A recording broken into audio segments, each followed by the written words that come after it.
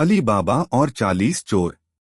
यह कहानी शुरू होती है पुराने समय के बगदाद शहर में, जहां दो भाई रहते थे, कासिम और अली बाबा। कासिम अमीर था जबकि अली बाबा गरीब था। अली बाबा अपने परिवार का पालन पोषण करने के लिए लकड़ियां काटता था। एक दिन जब वह जंगल में लकड़ियां काट रहा था, उसने एक गिरोह की आवाजें सुनी। वह पेड़ की पीछे छिप गया और देखने लगा कि क्या हो रहा है। गिरोह के हिस्सेदार घोड़े पर सवार होकर आए और उन्होंने एक बड़ी चट्टान के पास रुककर कहा, खुल जा सिम सिम। चट्टान अलग हो गई और एक गुफा खुल गई। सारे चोर गुफा के अंदर चले गए और जब वापस लौटे तो उनके हाथ सोने और हीरो से भरे हुए थे। चोरों के चले जाने के बाद अली बाबा ने भी वही बात दोहराई, खुल जा सिम सिम, और गुफा में चला गया। वहां उसने अनगिनत खजाने देखे। अली बाबा ने अपनी झोली में भरकर कुछ सोने के सिक्के और रत्न लिए और गुफा से बाहर आ गया। अली बाबा ने अपने परिवार के लिए खाने पीने और पहनने के लिए नए कपड़े खरीदे। जब उसके भाई कासिम को इस बारे में पता चला तो उसने उससे रहस्य जानने की कोशिश की। आखिरकार अली बाबा ने उसे सब कुछ बता दिया।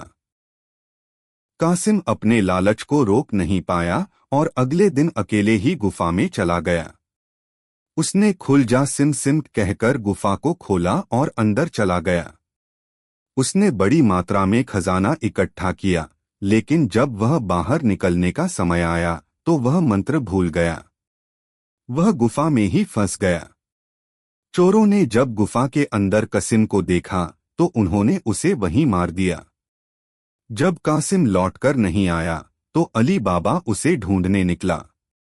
उसने गुफा में जाकर अपने भाई की लाश देखी और उसे बाहर निकालकर बगदाद ले आया। कासिम की मौत से अली बाबा ने सबक सीखा कि लालच का नतीजा हमेशा बुरा होता है।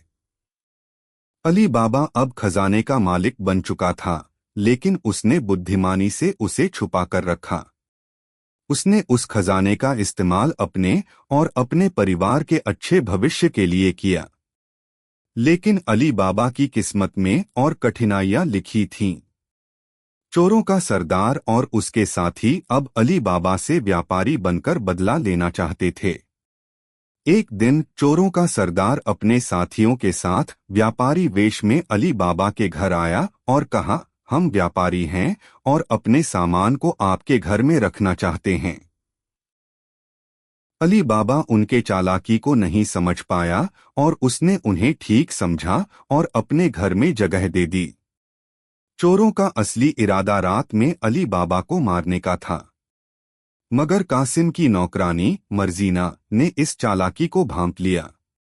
उसने एक तरकीब सोची और चोरों का ध्यान भटकाते हुए अपने बुद्धिमानी से सभी चोरों को बेहोश कर दिया। रात के समय मर्जीना ने अली बाबा को सब कुछ बताया। तब अली बाबा ने चोरों को उनके ही जाल में फंसाते हुए उन्हें बंदी बना लिया। चोरों का सरदार भी पकड़ा गया और अली बाबा ने मर्जीना के साथ शादी कर ली, जिसने उसके परिवार को बचाने में महत्वपूर्ण भूमिका निभाई थी। इस प्रकार अली बाबा अपने परिवार के साथ खुशी खुशी रहने लगा। उसने मर्जीना की मदद से अपने खजाने का सही इस्तेमाल किया और गरीबों की सहायता की। उसने ये साबित कर दिया कि ईमानदारी और बुद्धिमता के साथ काम करने से सभी परेशानियां पार की जा सकती हैं। उनकी कहानी एक उदाहरण बनी कि जब ईमानदारी और नेकदिली से काम किया जाता है तो कठिनाइयों का सहज पार होना निश्चित है। अली बाबा की अमीरी और मर्जीना की समझदारी से उनका परिवार हमेशा खुशहाल रहा।